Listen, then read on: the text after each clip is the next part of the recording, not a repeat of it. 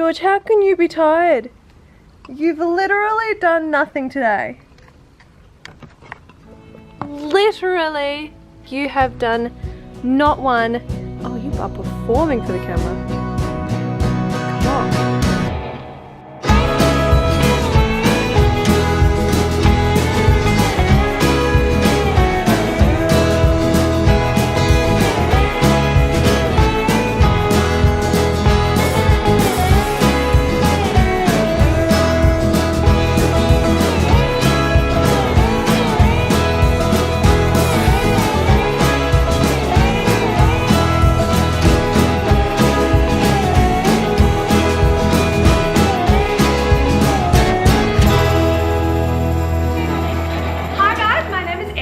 And my name's Cam. It has been a couple weeks since I put out a video, but that's because there's been a lot happening. It certainly has. We've just spent the last couple weeks registering the bus here in WA, which has been an absolute mission. He says weeks, but we've had the bus since February and it's like April now, and we've only just started being able to work on the bus because it's taken us like 2 months to actually register it.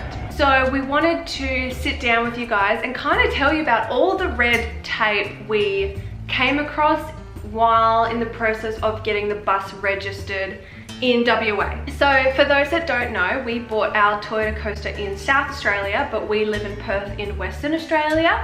We had to go through the process of getting the bus registered in WA, which has been a mission. Yeah, so the first thing we had to do obviously was purchase the bus in South Australia. So that was all this paperwork here, which is the proof of purchase that we've got and the registration detail certificate in the state of South Australia. But as we mentioned, we actually don't live in South Australia. We don't live in Adelaide or anywhere. So we needed to make sure that we were registering the bus here in WA because that's where our quote-unquote garaging address is going to be for the next year. So that was fun. We had to figure that whole process out. First thing that we had to do was... Well, the first thing we did was book a service with our favourite mechanic. Oh my gosh, we have the most incredible mechanic. His name is Peter and he owns his own mobile mechanic business, and I'll put like his number in the description below because if any of you are in Perth and need a mechanic, he is your man. P&S Mobile, that's his. P&S Mobile. We knew that we had to get an immobiliser. Yeah, because if your car is over the age of like 1992, I think it is. Oh no, it's a bit earlier than that. Must be like 1998 is when all cars were made with immobilisers. Anything before that wasn't fitted with an immobiliser, and it's illegal in WA to have a car that doesn't have one. Yes, so we booked a service with Pete and he made sure everything was mechanically sound.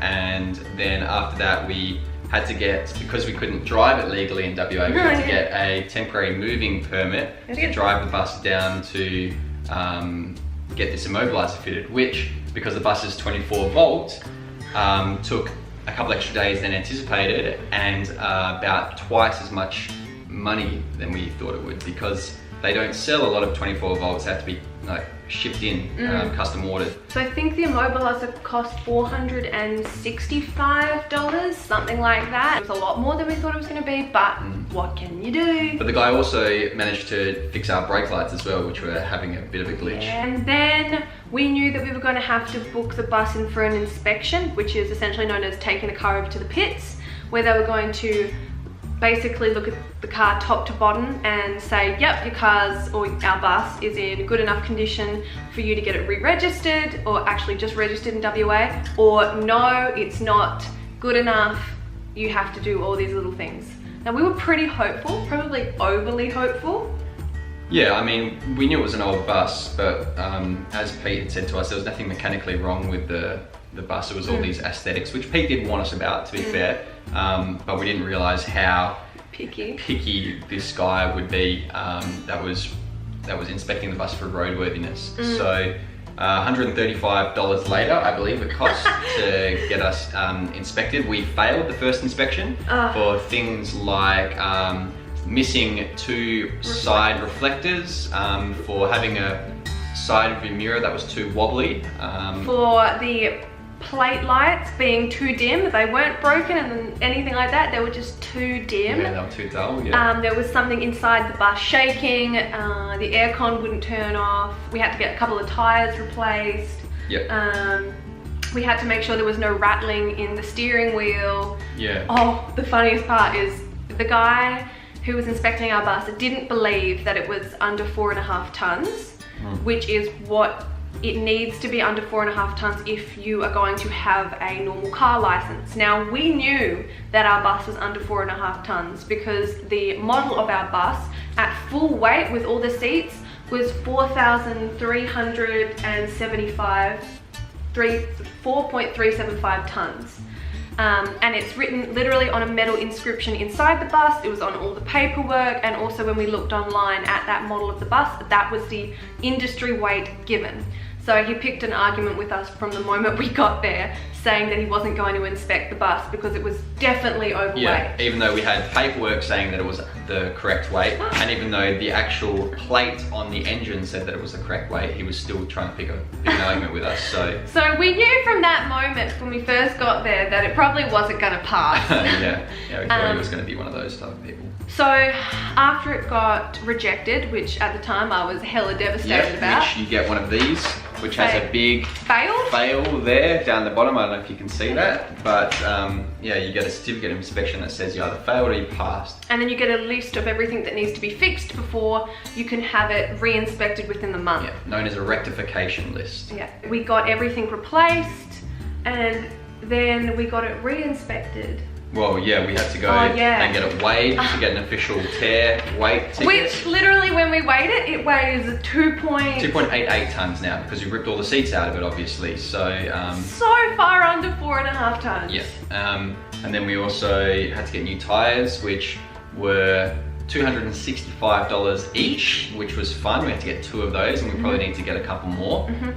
Eventually, we got it re-inspected when, of course, we had to buy another moving permit. Every time we moved the bus, there was a every time we drove it somewhere. Yep. So that was like, I think it was 30. Yeah, about $40 each. Yeah, so that was super fun. And then the re-inspection was another $104. Yeah. So we got it re-inspected and it passed. That was a beautiful day. Yeah, 10 minutes, $104 later, and we got a same certificate that just says that we passed on it. Cam went and registered the bus.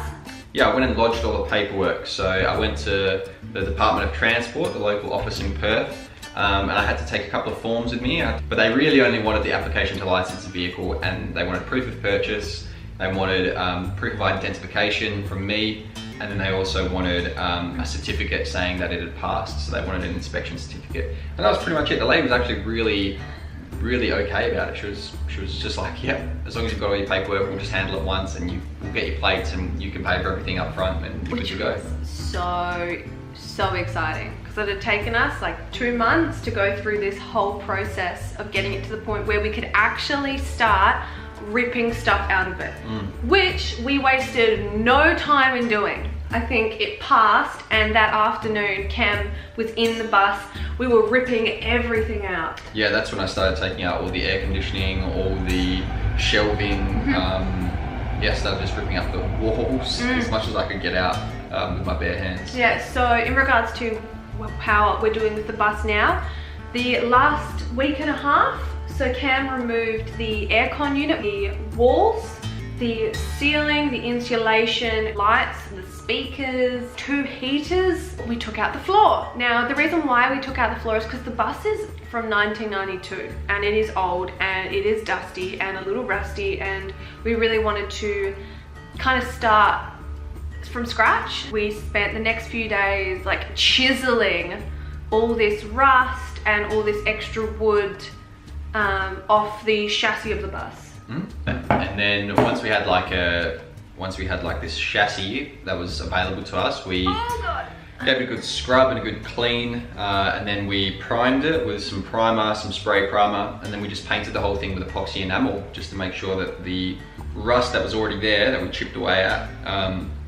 didn't get worse, essentially. So that we've got a nice clean foundation to work on. It looks so good now. Yeah.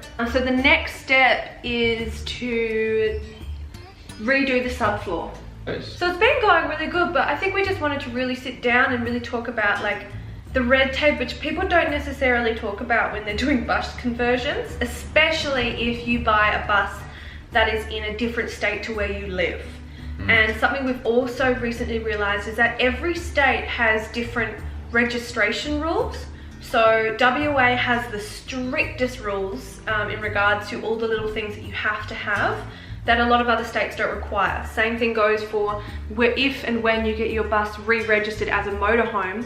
Every state has different like compliances. Yeah, there's you need modification permits, which cost $60 I think, for each modification that you do. So there's a whole list of modifications that they're not really compiled in one place. You kind of have to ask the Department of Transport for people who are in the know about it. Many people just choose to keep their bus registered as a bus or even registered as a panel van, which is what ours is registered as at the moment.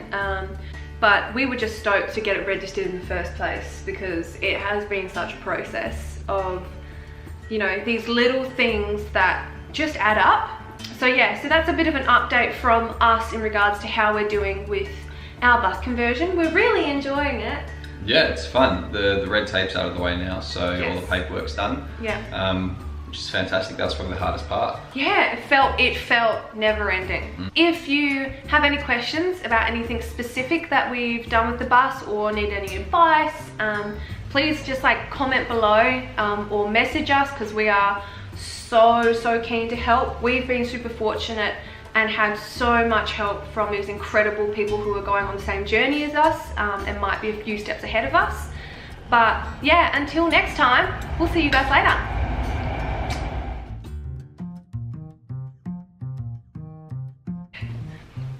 Alright. Hi guys, my name is Eddie. You meant to say your name? Oh, okay. Hi guys, my name is Eddie. And my name is Cam. And welcome back. What do I want to say?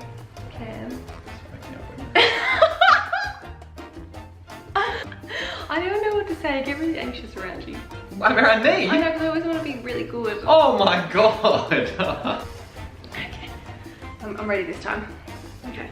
Hi guys, my name is Eddie. And my name is Cam. If this is your first time here, thank you so much for being here. Let's try that again. Oh my god.